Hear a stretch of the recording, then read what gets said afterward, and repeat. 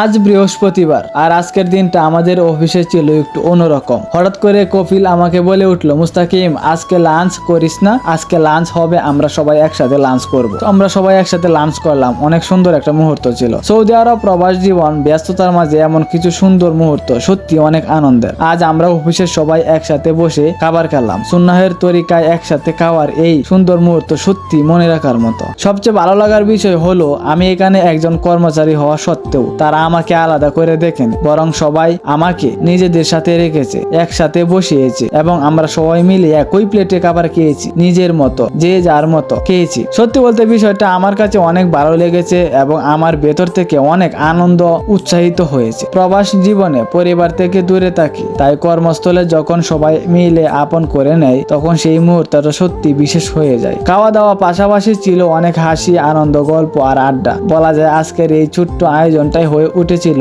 আমাদের সুন্দর একটা থার্সডে পার্টি। আলহামদুলিল্লাহ আজ সবাই মিলে খুব সুন্দর একটা সময় কাটালাম। এমন মুহূর্তগুলোই প্রবাস জীবনের ব্যস্ততার মাঝে কিছু সুন্দর স্মৃতি হয়ে থেকে যায়। বলার মতো ভাষা নেই আজকের এতটা আনন্দ লেগেছে। আমরা সবাই একসাথে বসে খেয়েছি। বিশেষ করে কপিল আমাকে কোথাও নিয়ে গেলে সবাই একসাথে বসে খায়। অফিসের মধ্যে কোনো পার্টি হলে বা কানাপিনা হলে সবাই একসাথে খায়, আমাকে কখনো আলাদা চোখে দেখেন। এই জিনিসটা আমাকে সবচেয়ে বেশি আনন্দ দেয় এবং প্রবাস জীবনে সকল কষ্ট ভুলে যেতে সহায়তা করে। আলহামদুলিল্লাহ সবাই আমার জন্য দোয়া করবেন এবং আমাদের অফিসের সবার জন্য দোয়া করবেন এবং বিশেষ করে আমার কপিলের জন্য দোয়া করবেন। ওকে, সবাই ভালো থাকবেন। আল্লাহ হাফেজ।